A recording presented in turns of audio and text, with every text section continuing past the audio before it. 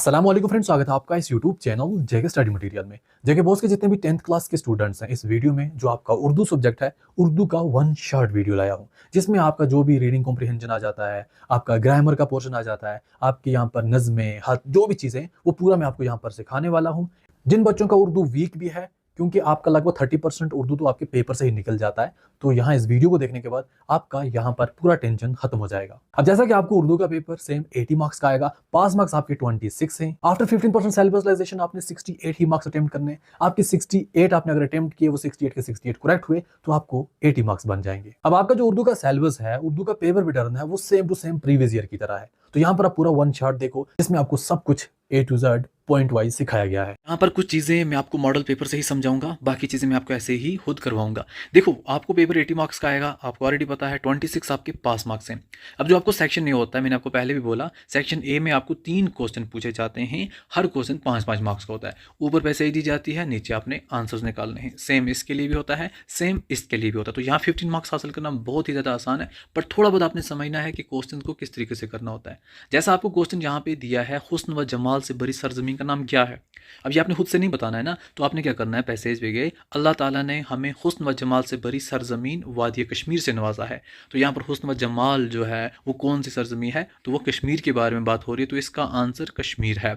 ऐसे ही आपके ये 5 मार्क्स, ये 5 मार्क्स और ये 5 मार्क्स ईजिली क्लियर हो जाएंगे। 15 मार्क्स आपके यहाँ। अब जो सीखना है आपने, वो ग्रामर का पोर्शन आ जाता है।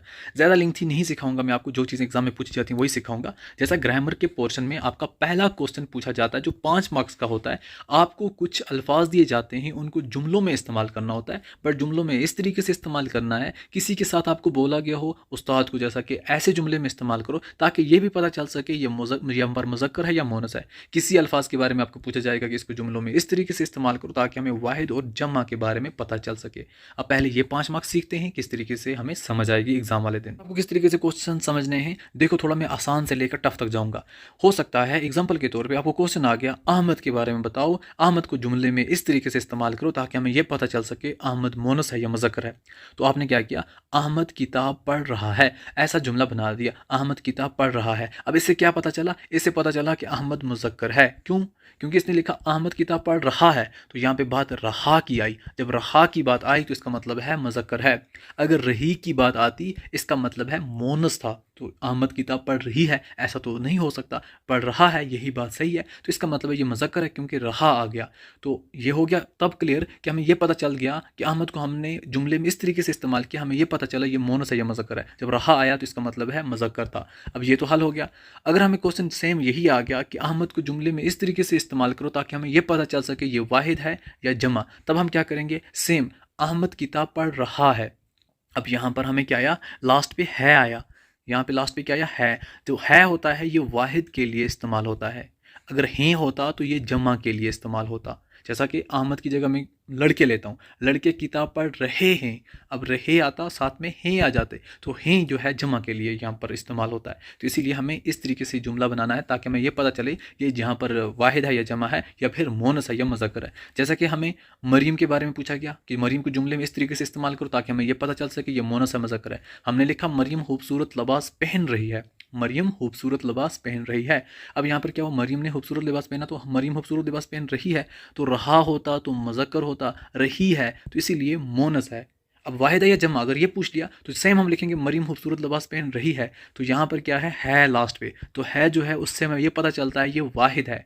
ऐसा ही अगर हमें जमा होता, लड़कियां बाग में खेल रही हैं, एंड पे हमें है, इसका मतलब जमा है, ठीक है। और यहाँ पे रही है, इसका मतलब है मोनस है। अगर रहे होता तो इसका मतलब मुज़क्कर होता। जैसे लड़के बाग में खेल रहे हैं, रहे आता लड़कों के लिए, मतलब मुज़क्कर के लिए, रही आया मोनस के लिए। यहाँ पर दरख्त के बारे में बोला गया, जो बेजान चीज़ होती है कि यहाँ पर आप बताओ दरख्त वाहिद है या जमा है। अब यहाँ पर ऐसे क्वेश्चन को थोड़ा आपने समझना होता है। अगर हम देखें दरख्त जो है ये वाहिद में भी आता है, जमा में भी आता है, बट हमें उसको ग्रामेटिकली किस तरीके से इस्तेमाल करना है वो हमने देखना है। अगर आपको पूछा जाए आपने दरख्त को ऐसे जुमले में इस्तेमाल करना है ताकि हमें ये वजाहत हो सके ये वाहिद है या जमा है, तब आपने क्या करना है, ये दरख्त बहुत मजबूत है, इसके आगे लिखना है वाहिद, क्योंकि ये जमा भी हो सकता है। तो ये दरख्त बहुत तेज़ी से बढ़ रहे हैं, ये दरख्त बहुत तेज़ी से बढ़ रहे हैं, ये जमा हो गया। अब यहाँ पर ऊपर एक दरख्त की बात हो रही थी, यहाँ पर बहुत दरख्तों की बात हो रही थी कि ये दरख्त जो हैं बहुत तेज़ी से बढ़ रहे हैं। तो जमा में भी दरख्त यूज़ होता है, वाहिद में भी दरख्त यूज़ होता है। तो जुमला किस तरीके से बनाना है वो हमें समझना है। अगर आपको दरख्त आ गया तो तब आपने दोनों लिखने, एक के आगे वाहिद लिख देना है, दूसरे के आगे जमा लिख देना है। फिर हमें यहाँ पर जैसा कि ये किताब बहुत दिलचस्प है, अब किताब के बारे में पूछा गया, आप जुमले में इस्तेमाल करो तो किताब जो है वो मोनस बन जाती है। ये किताब बहुत दिलचस्प है, किताब बेचान चीज़ है लेकिन उर्दू में इसको मोनस में ही शुमार किया जाता है। तो अब यहाँ पर ये क्या है, ये किताब बहुत दिलचस्प है, बट यहाँ पर वाहिद है क्योंकि एंड पे है। तो इसी हिसाब से अगर हम देखें अलमारी को, ये मोनस बन जाती है। कैसे? अलमारी में रखी हुई किताबें, रखी हुई, हुई की बात हुई, हुए की बात नहीं थी, तो हुई जो है वो यहाँ पर मोनस के साथ लगता है, तो इसीलिए ये मोनस है। तो इस हिसाब से आपने ये चीज़ समझनी है मोनस और मुज़क्कर की वजाहत कैसे हो सकती है। नेक्स्ट क्वेश्चन हमें 4 मार्क्स का आता है, जिसमें हमें 2 मार्क्स इसके मिलते हैं, 2 मार्क्स इसके मिलते हैं, जिसमें हमें तारीफ़ करनी होती है और मिसाल देनी होती है कुछ हरूफ की। जैसा हरूफ जार और हरूफ तहसीन पूछा गया यहाँ पे, तो हम देखते हैं कौन कौन से हरूफ आपकी टेक्स्ट बुक में हैं, उन सब कुछ समझते हैं ताकि आप ईजिली उनका आंसर कर पाओ। आपकी बुक के हिसाब से कुछ हरूफ हैं जो आपके एग्जाम में पूछे जा सकते हैं। अगर आपको पूछा गया हरूफ जार के बारे में बोलो, आपने क्या बोलना है, वो हरूफ जो इसम और फेल को आपस में मिलाते हैं, तो इनको हम क्या बोलते हैं, हरूफ जार। जैसा कि पर, तक, अंदर, बाहर, मानिद, इन सब को हम क्या बोलेंगे, ये सब हमारे क्या हैं, हरूफ जार हैं। अब इसी हिसाब से अगर हमें क्वेश्चन पूछा गया कुछ और, जैसा कि हरूफ इत्तिहाम क्या होता है, हम बोलेंगे वो हरूफ जो कुछ पूछने के लिए इस्तेमाल किए जाएँ। मतलब जब हम किसी को क्वेश्चन पूछते हैं पूछने के लिए, जैसा कि कौन, कहाँ, क्यों, किस तरह, ये हमें इस्तिफाम होता है। हरूफ शरत, वो हरूफ जो शर्त के लिए बोले जाएँ, मसलन अगर, जो, जब, तो हम ये शर्त के लिए इस्तेमाल करते हैं। हरूफ जीज़ा, हरूफ शरत के जवाब में बोले जाने वाले हरूफ, मसलन मगर, पर, सो, तब।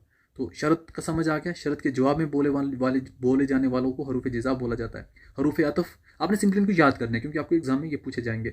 वो हरूफ जो दो कलमों को आपस में मिलाएं, मसलन और, भी, फिर, तो ये हमें हरूफ अतफ होते हैं। हरूफ अज़ाफ़त, जो दो इसमों के बाहमी ताल्लुक़ को ज़ाहिर करें, मसलन का, की, के, रा, री, रे, ना, नी, ने।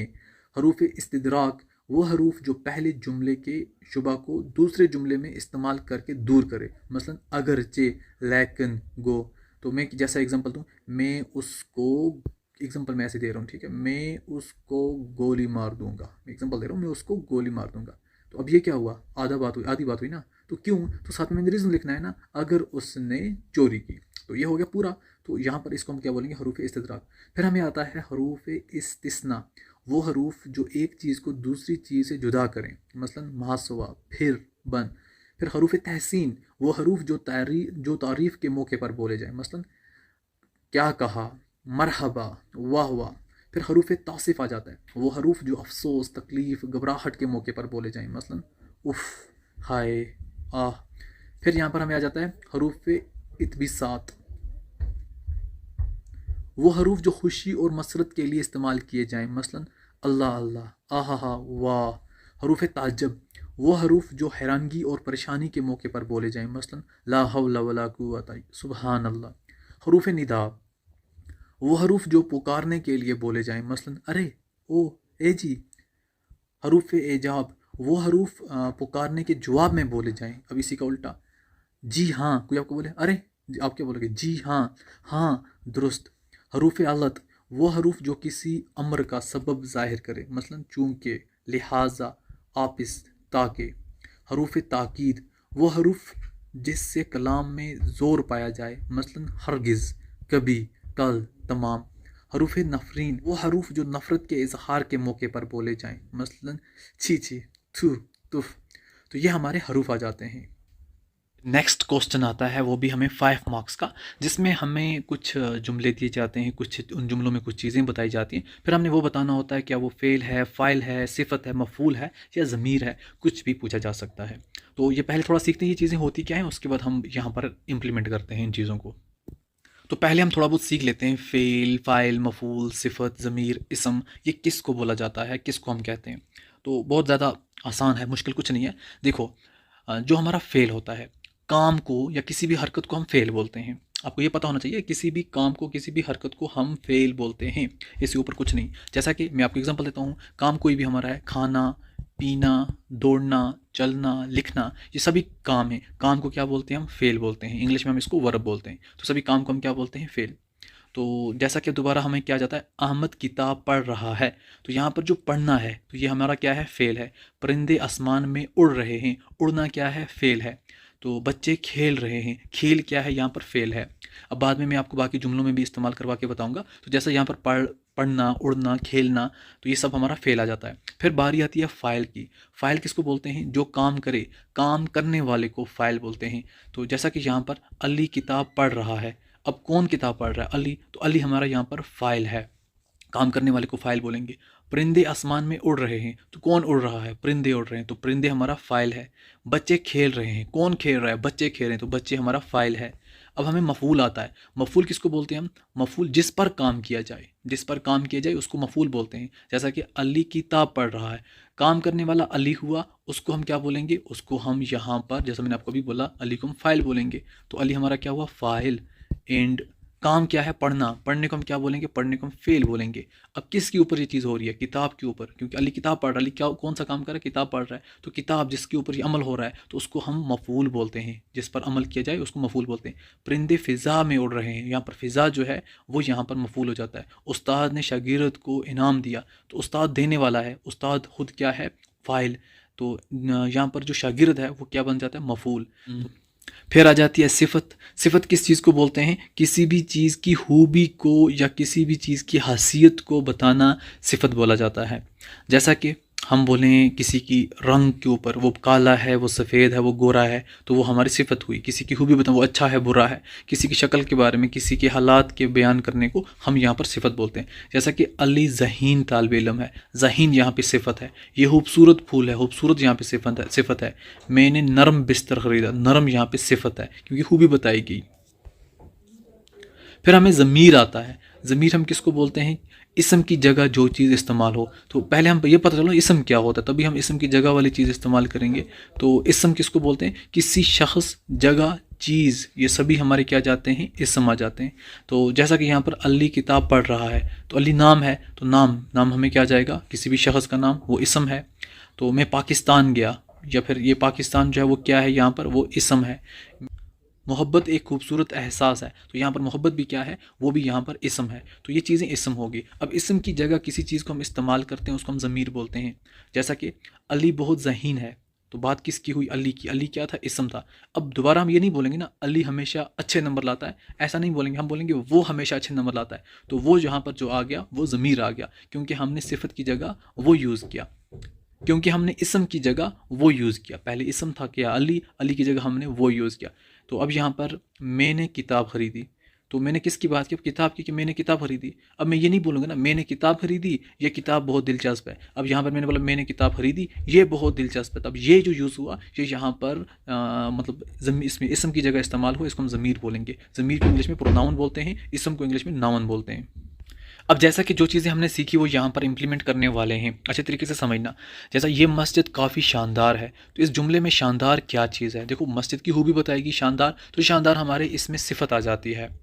दौड़ने वाला गिर गया, इस जुमले में दौड़ने वाला क्या है? तो यहाँ पर देखो गिरना हो गया यहाँ पर हमारा फेल, गिरना हो गया फेल। अब दौड़ने वाला गिर गया, अब मतलब जो दौड़ने वाला हो गया काम करने वाला, काम करने वाले को हम फाइल बोलते हैं। तो इसका मतलब है दौड़ने वाला यहाँ पर फाइल है।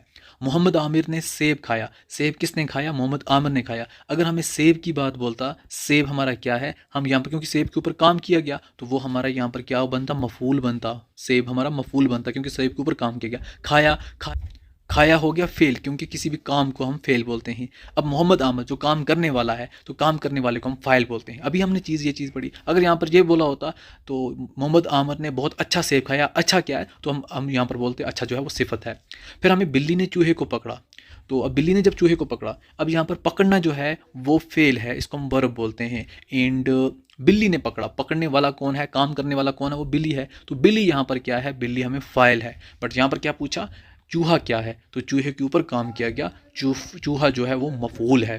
नेक्स्ट हमें आ जाता है वाह क्या खूबसूरत मंजर है।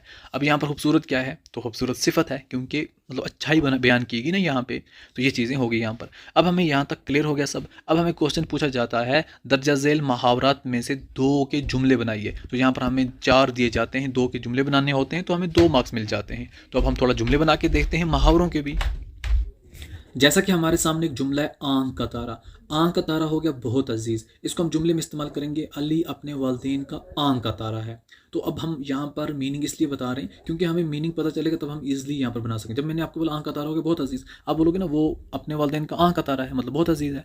ऐसे ही हवा का रुख देखना, हवा का रुख देखना जो है नेक्स्ट हमारा मुहावरा है, इसका मतलब होता है हालात के मुताबिक चलना। तो हम यहाँ पर क्या बोलेंगे, समझदार लोग हमेशा हवा के रुख देख कर फैसला करते हैं।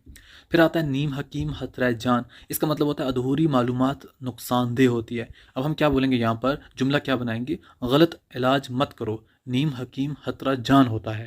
तो फिर हमें आ जाता है खाली हाथ आना और खाली हाथ जाना, इसका मतलब है दुनिया की हकीकत। जुमला क्या बनेगा, इंसान खाली हाथ आता है और खाली हाथ जाता है, फिर गुरूर कैसा। फिर पानी पानी होना, इसका मतलब होता है शर्मिंदा होना। जुमला उस्ताद के सख्त सवालात सुनकर वो पानी पानी हो गया। तो यहाँ पर हमें आ जाता है दीवार से लगाना, इसका मतलब बेबस करना। जुमला हुकूमत अवाम को दीवार से ना लगाए, इनके मसाइल हल करे। फिर आ जाता है चश्म जदन में, मतलब फ़ौरन जल्दी से। जुमला जादूगर ने चीज़ को चश्म जदन में गायब कर दिया। फिर आ जाता है जैसा कि हाथ पांव फूल जाना, मतलब घबरा जाना। जुमला इम्तिहान में मुश्किल सवालात देकर अली के हाथ पांव फूल गए। फिर नेक्स्ट आ जाता है नेकी कर दरिया में डाल, इसका मीनिंग क्या बनता है, नेकी करके बदले की उम्मीद ना रखना। जुमला हमें दूसरों की मदद करनी चाहिए क्योंकि नेकी कर दरिया में डाल। ऊंट के मुंह में जीरा, इसका मतलब बनता है ज़रूरत से कम चीज़ मिलना। जुमला महंगाई इतनी बढ़ गई है कि गरीबों के लिए अमदाद ऊंट के मुंह में जीरा के बराबर है। अब यहाँ पे हमारा ये वाला क्वेश्चन भी हल हो गया। नेक्स्ट क्वेश्चन हमारे लिए क्या है, दर्जा झेल में से किसी एक जुमले की तरकीब नवी कीजिए और जुमले का नाम भी लिखिए। तो यहाँ पर जैसा 2 दिए गए हैं, हमें एक ही करनी होती है, यह हमें 4 मार्क्स का होता है। तरकीब नवी क्या होता है, देखो हमें कोई जुमला दिया जाता है, उस जुमले को हम तोड़ मरोड़ करते हैं उसके फिर बारे में बताते हैं ये क्या है, फिर एट द एंड भी बताते हैं ये जुमला कौन सा है, किस तरीके का जुमला है। जैसे यहाँ पर मैं आपको जुमले के एग्जाम के जरिए बताऊंगा जुमले किस किस किस्म का होता है, उस हिसाब से। जैसा हमें अगर क्वेश्चन पूछा गया अहमद नेक लड़का है, तो इसकी तरकीब नवी कीजिए। अहमद नेक लड़का है, हमने क्या लिखा, अहमद नेक लड़का है, तो इसको 3 जगह बांटा, अहमद नेक लड़का है। तो अब हमें अहमद क्या हुआ, अहमद मुब्तदा, इंग्लिश में हम सब्जेक्ट लिखते हैं। आपको इंग्लिश में नहीं लिखना है एग्जाम में, मैं थोड़ा समझाने के लिए आपको बोल रहा हूँ क्योंकि आपको इंग्लिश में भी ज़रूरत पड़ेगी ये चीज़ें। तो अब हमें अहमद क्या है, अहमद मुब्तदा है, अहमद क्या गया, आपने मुब्तदा लिखा। एंड नेक लड़का ये हो गया खबर, नेक लड़का क्या हो गया, खबर। फिर आ जाता है हो गया फेल रबत, जिसको इंग्लिश में हम लिंकिंग वर्ब बोलते हैं। तो अब हमें ये चीज़ होगी तरकीब नवी, अहमद, अहमद हो गया मुब्तदा, एंड नेक लड़का होगी खबर, एंड है हो गया फेल रबत, ये तीनों चीज़ें होगी। अब ये कौन सा सेंटेंस है उसके बारे में हमने बताना है। तो ये यहाँ पर हमें इसमें जुमलिया है, इसमें जुमलिया है मतलब नाउन सेंटेंस बोलते हैं, क्योंकि इसमें कुछ वर्ब के बारे में बात नहीं हो रही है। तो जब हम वर्ब के बारे में बात होगी, वर्ब के बारे में मतलब काम के बारे में, देखो यहाँ पर क्या हो, अहमद नेक लड़का, ऐसा मत बोला ना अहमद खेल रहा है, अहमद कूद रहा है, अहमद नाच रहा है। अगर समथिंग ऐसा होता है जिसमें अहमद काम कर रहा है तो उसको हम फेलियर जुमला बोलते हैं। बट यहाँ पर सिर्फ अहमद की तारीफ की गई, अहमद नेक लड़का है, तो वो हमें नाउन सेंटेंस बनेगा जिसको हम इस्माई जुमलिया बोलते हैं। अब जैसा कि फेल जुमलिया, अगर आपको आ गया अहमद स्कूल जाता है, अहमद स्कूल जाता है, अब आपने क्या किया, अहमद, अहमद हो गया फाइल, क्योंकि यहाँ पर जब हमें फेल वाला जुमला आता है, फेल हो गया वर्ब, हमारा वर्ब वाला जुमला आता है। अब उसमें हमें बाकी चीज़ें भी एज अ वर्ब देखनी है। काम करने वाले को फाइल बोलते हैं, जिस पर काम किया जाए मफूल बोलते हैं, जो काम होता है वो फेल होता है। देखो जाना, जाना क्या हो गया, काम, जाता है काम हुआ वो हो गया फेल।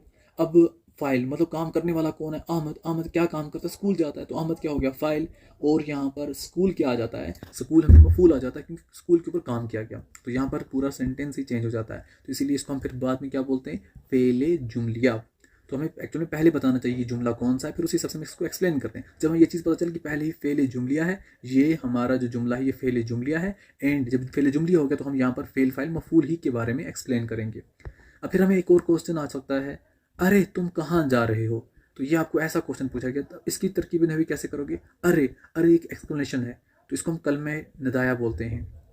तुम हो गया फाइल, काम करने वाला, कहाँ ज़र्फ़ मकान, एंड जा रहे हो यहाँ पर फेल होगा काम, क्योंकि यहाँ पर भी कुछ हिसाब से अगर हम देखें तुम कहाँ जा रहे हो तो कुछ काम हो रहा है, तो यहाँ पर हमें फेल ही आएगा। बट यहाँ पर हमें एक्सक्लेमेटरी सेंटेंस है, क्वेश्चन मार्क है, इसलिए हमें थोड़ा बहुत चेंज हो गया। कल में नदाया, तुम यहाँ पर फाइल ही आएगा काम करने वाला, जिस और काम क्या है, फेल है। बाकी ज़र्फ़ मकान आ जाए कहाँ, और हम एट द एंड बोलेंगे ये हमारा जो सेंटेंस है ये कौन सा सेंटेंस है, तो ये हमें यहाँ पर नदाया जुमला है।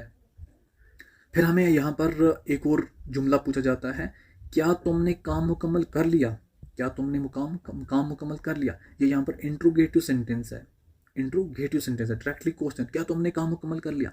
तो हम क्या बोलेंगे, इसको हम बनाएंगे कुछ इस तरीके से, क्या कलमा इस्तिफहाम, मतलब इंट्रोगेटिव वर्ड, क्वेश्चंस वाला वर्ड, तो क्या आ जाता है। फिर हमें यहाँ पर तुम क्या है, यहाँ पर फाइल, क्योंकि काम की बात हो रही है कुछ हिसाब से, ये हमें मतलब वर्ब वाला पोर्शन आ जाता है। तो हम यहाँ पर काम, तुम क्या हो गया, फाइल, काम करने वाला कौन है, तुम।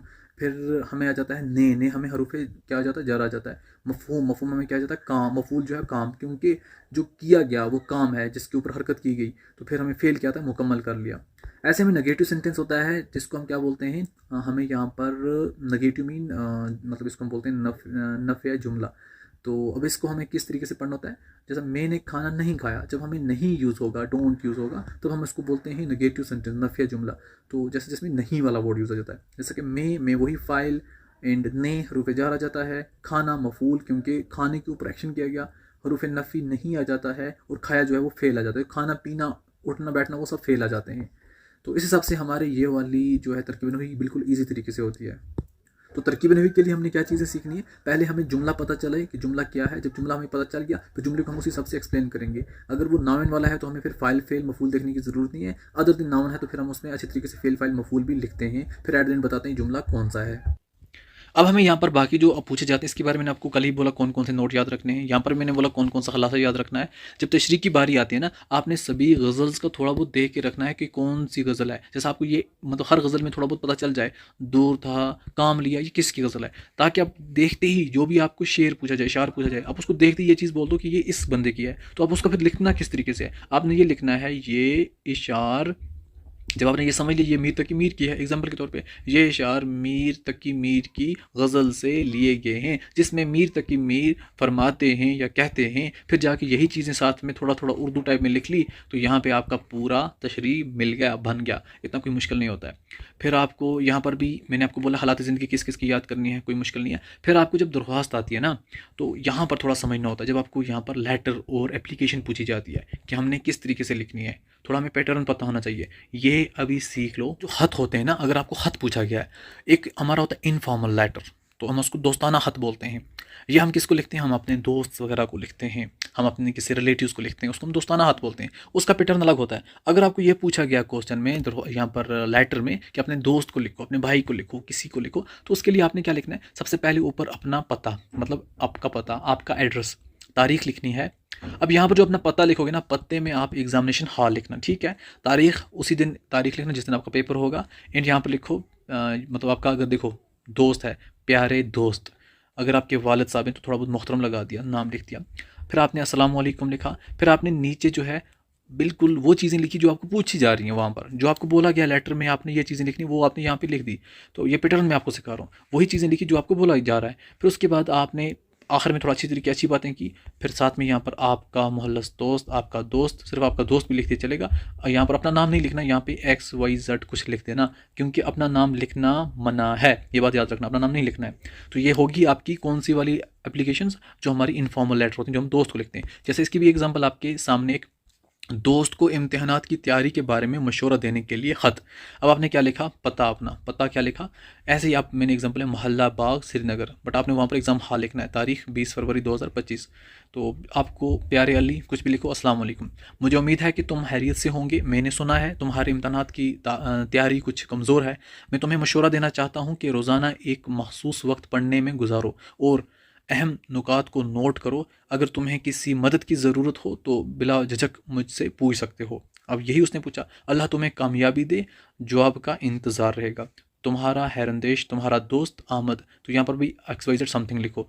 ये आपका कौन सा हो गया, इनफॉर्मल लेटर। फिर आपको अगर रस्मी हद पूछी जाती है, ऐसी हद पूछी जाती है, ऐसी लेटर पूछी जाती है जो आपने किसी ऑफिसर को लिखनी है, किसी अदारे को लिखनी है। अभी किसको थी, फैमिली मेम्बर्स को, दोस्त को। अदारे के लिए क्या, आपका पता समझो, अपना एड्रेस, वही एग्जामिनेशन हॉल लिखना, तारीख वही लिखना जिस दिन मतलब आपका एग्जाम होगा, तो जिसको भेजनी, फॉर एग्जाम्पल आपको एग्जाम मतलब लिखा गया पेपर में, किसी प्रिंसिपल को लिखो या किसी चीफ मिनिस्टर को लिखो, एजुकेशन मिनिस्टर को लिखो, तो उसी का आपने नाम लिखना है।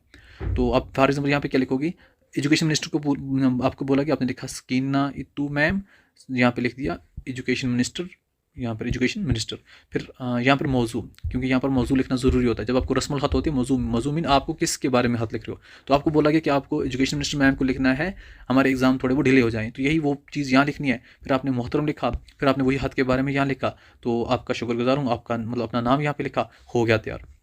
अब इस हिसाब से प्रिंसिपल को स्कूल की लाइब्रेरी में मज़ीद किताबें शामिल करने के लिए ख़त, सेम ये कौन सा है, ये आपका जो मैंने आपको अभी बोला फॉर्मल लेटर रस्मुल ख़त।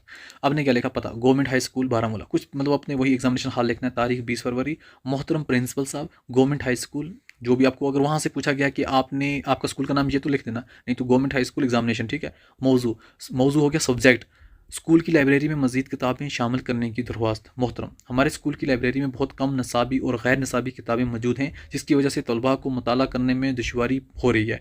आपसे दरख्वास्त करते हैं कि लाइब्रेरी में मज़ीद किताबें शामिल की जाएँ ताकि तलबा को अच्छी तालीमी सहूलत मैसर हो सके। हमें उम्मीद है कि आप हमारी दरख्वास्त पर गौर फरमाएंगे। तो आपका शुक्रगुजार तालिब इल्म जमात 10वीं, हो गया काम। तो ये आपका हो गया लेटर के बारे में। अब आपको एप्लीकेशन के बारे में फॉर्मेट दरख्वास्त जो लिखते हैं, दरख्वास्त के लिए क्या होता है, जिस तरीके से आपको जिसके बारे में बोला कि उसी को लिखो। जनाब, तो आपने किसको लिखना है, अगर आपने अपने टीचर्स को लिखना है, अपने प्रिंसिपल को लिखना है, जनाब प्रिंसिपल साहब गवर्नमेंट डैश डैश स्कूल।